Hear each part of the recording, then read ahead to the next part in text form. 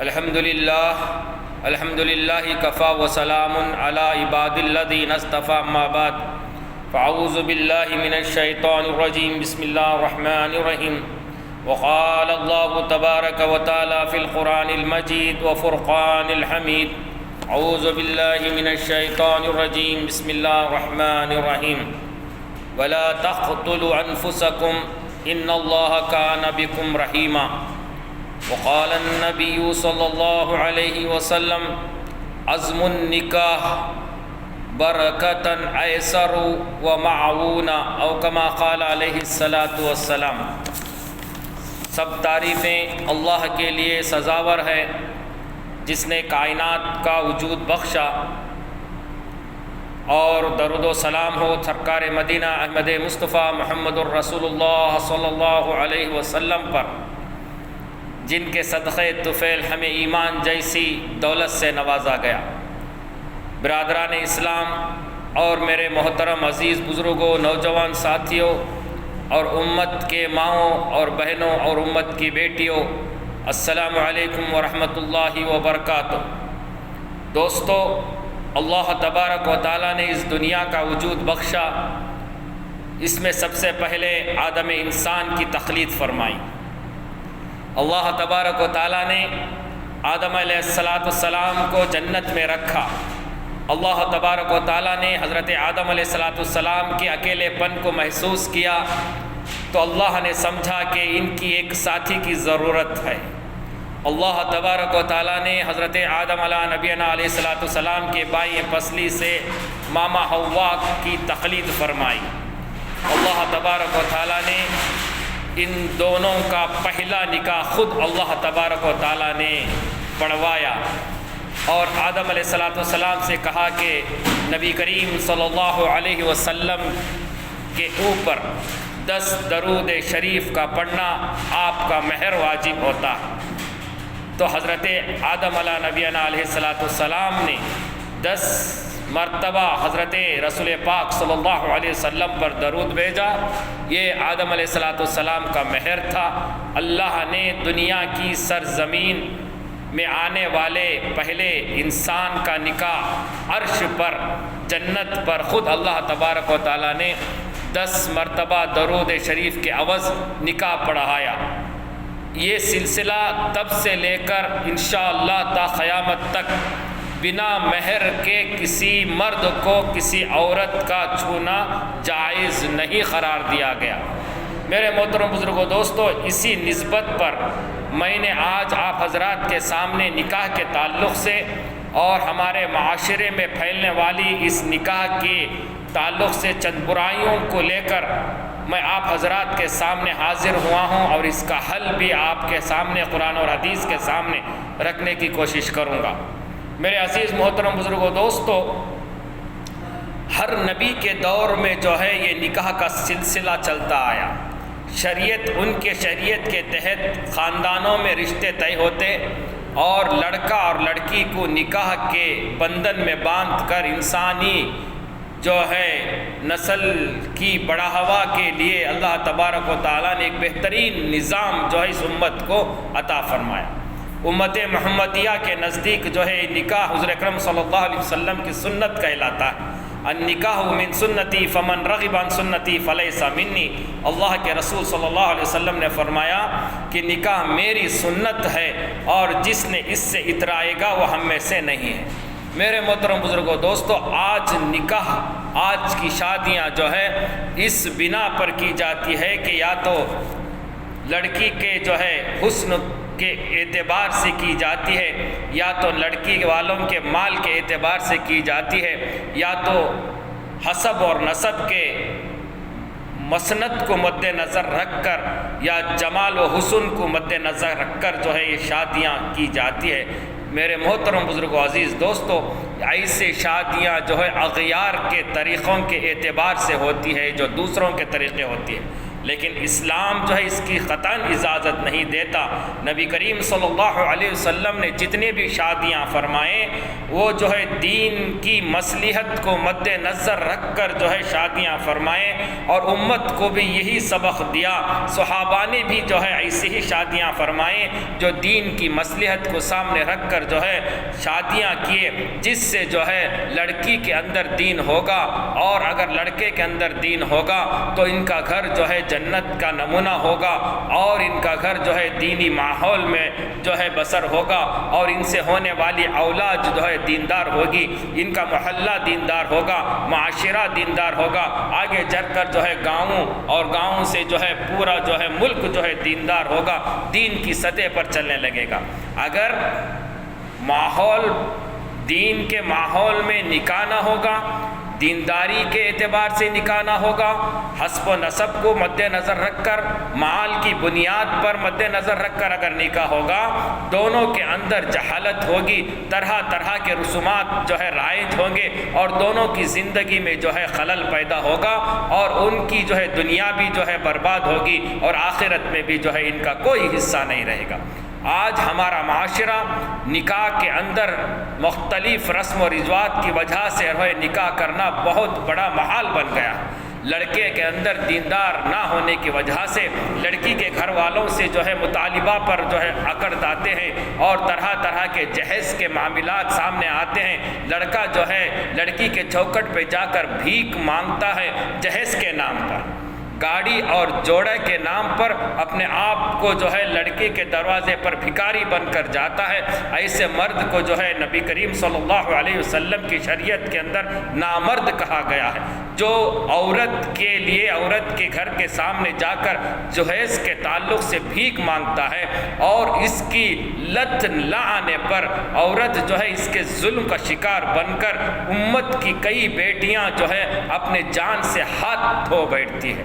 میرے محترم بزرگوں، دوستو، اسی طرح سے ہمارے معاشرے کے اندر ایک ایسا ہی ایک واقعہ پیش آیا جو کرناٹک سے جو ہے گجرات کے اسٹیٹ کے اندر احمد آباد کے اندر جو ہے ایک گھرانے کے اندر ایک ایسا واقعہ پیش آیا جو دل دہلکنے والا واقعہ پیش آیا۔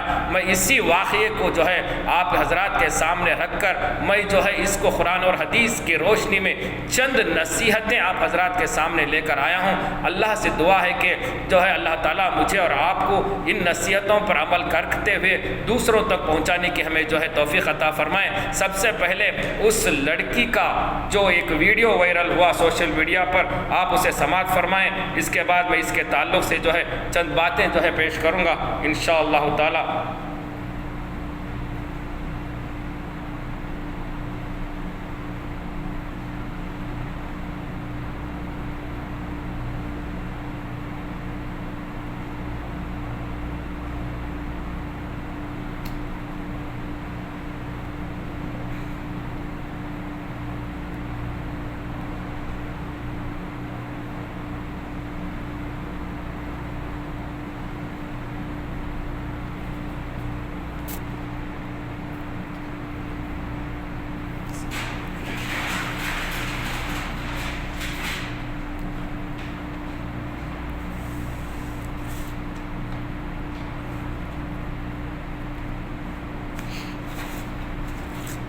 یہ ویڈیو آپ سماعت فرمائیں انشاءاللہ تعالیٰ۔ اس کے تعلق سے میں آپ حضرات کے سامنے چند باتیں کر سکتا ہوں۔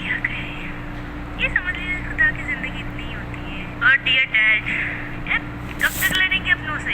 عائشہ لڑائیوں کے لیے نہیں بنی،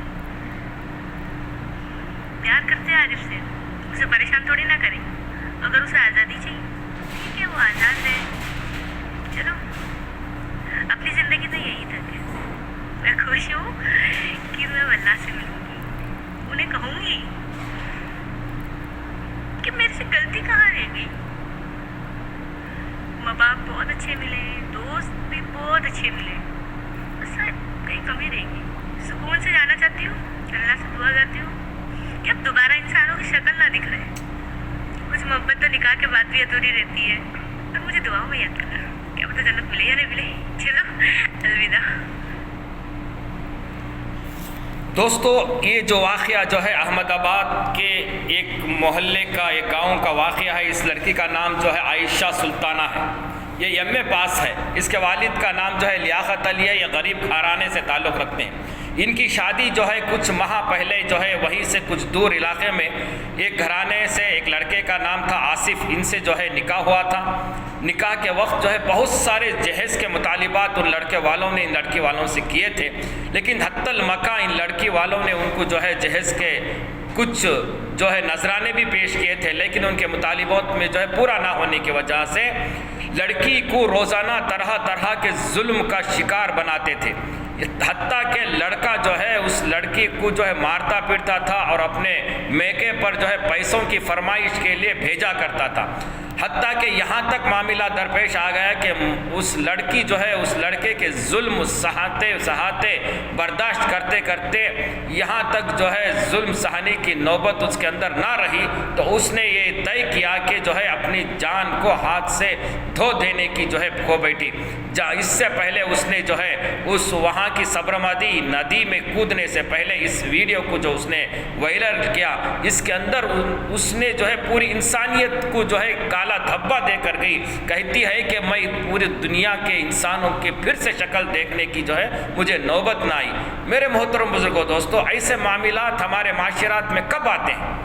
جب کہ لڑکی کے اندر بھی دینداری نہ ہو، قرآن کی تعلیمات سے ہم ناواقفت ہونے کی وجہ سے، اللہ کے احکام اور نبی کریم صلی اللہ علیہ وسلم کے وہ پاکیزہ طریقے ہماری زندگی میں نہ ہونے کی وجہ سے ایسے معاملات درپیش آتے ہیں.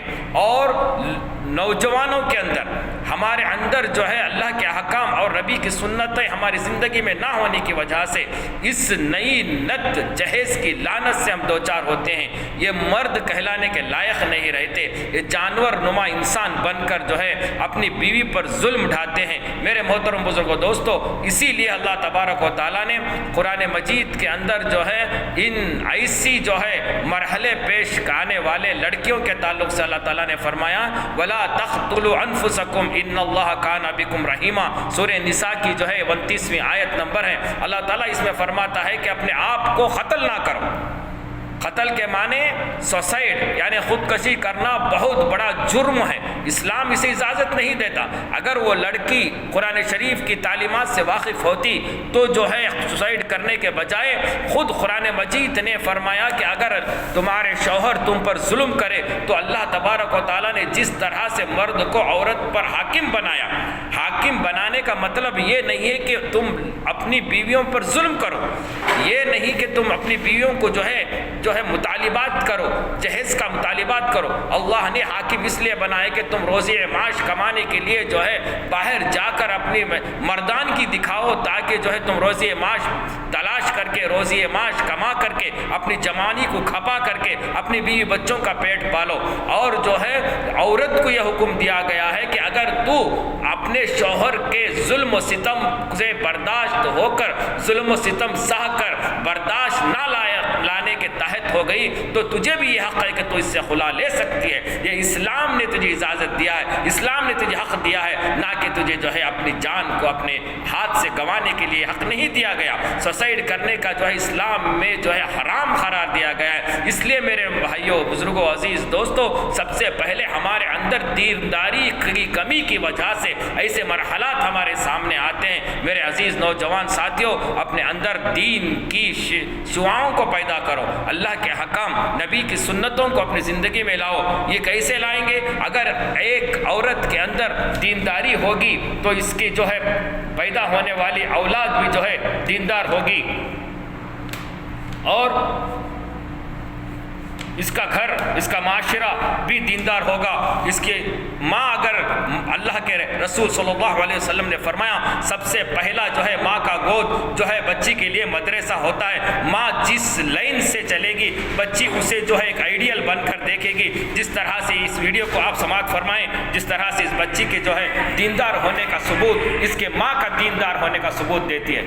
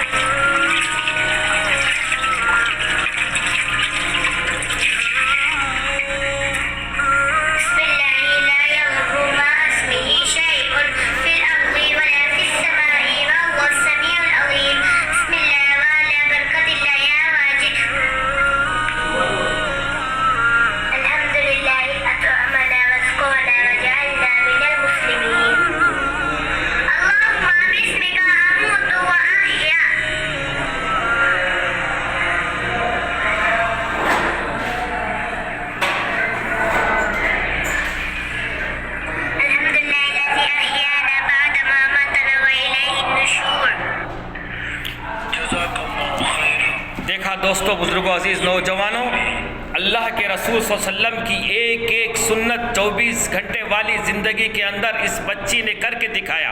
یہ کیسے آیا؟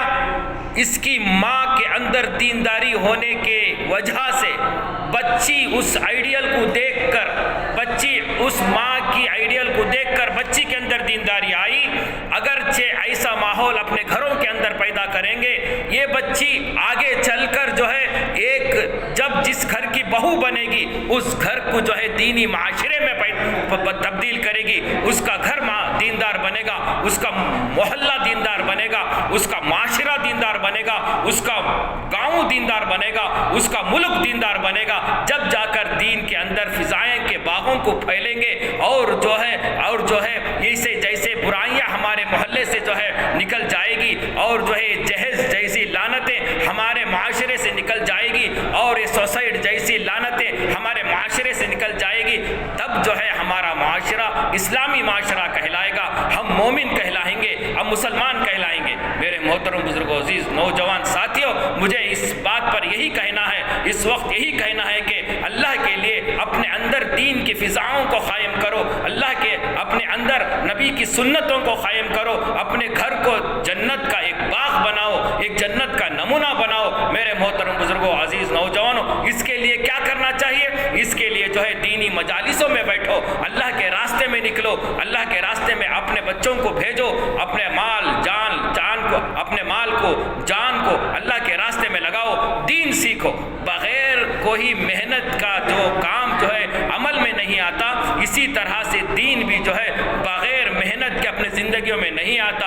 اللہ کے راستے میں چل کر دین کو سیکھو، دین جو ہے سیکھنے کی چیز ہے، دین کے اللہ کے راستے میں نکل کر جو ہے دین کو سیکھو۔ جب مرد جو ہے اللہ کے راستے میں نکل کر دین کو سیکھے گا، اس کے ساتھ مستوروں کی جماعتیں بھی نکلتی ہے، اللہ کے راستے میں نکل کر جو ہے دین کو سیکھو، اللہ کے احکام کو سیکھو، نبی کی سنتوں کو اپنی زندگی میں لائیں گے تو یہ جہیز جیسی لعنت ہمارے معاشرے سے جو ہے نکل جائے گی، اور ہمارا معاشرہ ایک جو ہے بہت اچھا معاشرہ، دینی معاشرہ، اسلامی معاشرہ بنے گا۔ میرے محترم بزرگوں، دوستو، اسی بات کو میں آپ حضرات کے سامنے کہنے کے لیے آیا تھا۔ اللہ تبارک و تعالیٰ سے جو ہے دعا ہے کہ اللہ تبارک و تعالیٰ ہمارے زندگیوں کے اندر دین کو لائے اور نبی کی سنتوں کو اپنانے کی ہمیں توفیق عطا فرمائے۔ اللہ کے احکام کو بجا لا کر، نبی کی ایک ایک سنت کو جان کر ہماری زندگی میں لا کر عمل کر کے زندگی کو دنیا میں بھی جو ہے کامیاب بنائیں، اور آنے والی لامحدود اس آخرت کی زندگی اسے بھی جو ہے کامیاب بنانے کی ہمیں توفیق عطا فرمائے۔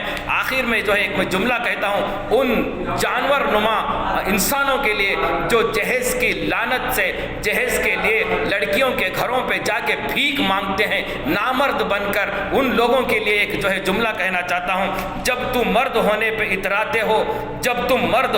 اتراتے ہو تو پھر تم کیوں جہیز کو چاہتے ہو؟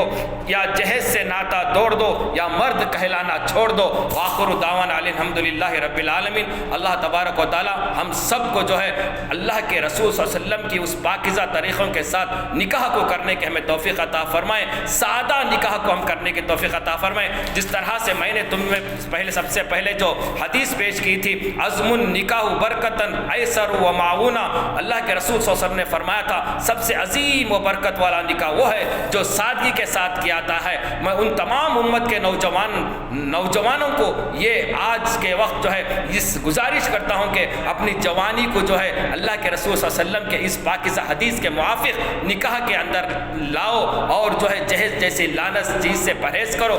اور میں اس محلے کے، اس گاؤں کے علماء اکرام سے بھی گزارش کرتا ہوں کہ ایسے نکاحوں میں نہ جائیں، ایسے نکاحوں میں اپنا دستر نہ دیں، دفتر بھی نہ دیں، اور ایسے نکاحوں کا بائیکاٹ کریں۔ اور اس لیے جو ہے آج سے جو ہے اسی مہینے کے 17 تاریخ کو آل کرناٹکا کے اندر جو ہے مسلم پرسنل لا بورڈ بھی جو ہے اسی بزم نکاح کے تعلق سے ایک آل انڈیا مسلم میٹنگ بلا کر جو ہے بزم نکاح کے لیے جو ہے ایک محفل جو ہے منعقد کی گئی تھی۔ اس کے اندر بھی جو ہے ان قانون کو جو ہے تجاویز کیا گیا ہے، جس نکاح کے اندر جہیز کی تو ہے مانگ کی جائے گی اس نکاح کا بائیکاٹ کیا جائے گا۔ یہ مسلم پرسنل لا بورڈ کی طرف سے بھی جو ہے اعلان کیا گیا ہے۔ میرے محترم بزرگوں، عزیز دوستوں، نوجوانوں، ایسے جو ہے نکاح کا جو ہے شرکت کرنا بھی ہمارے لیے جائز نہیں ہے۔ ہیں جہاں پر جو ہے جہیز کی مانگ ہوتی ہے، نوجوانوں اس لعنت کو جو ہے اپنے اندر سے نکالو اور نبی کریم صلی اللہ علیہ وسلم کی سنت کے مطابق اپنا نکاح کرو،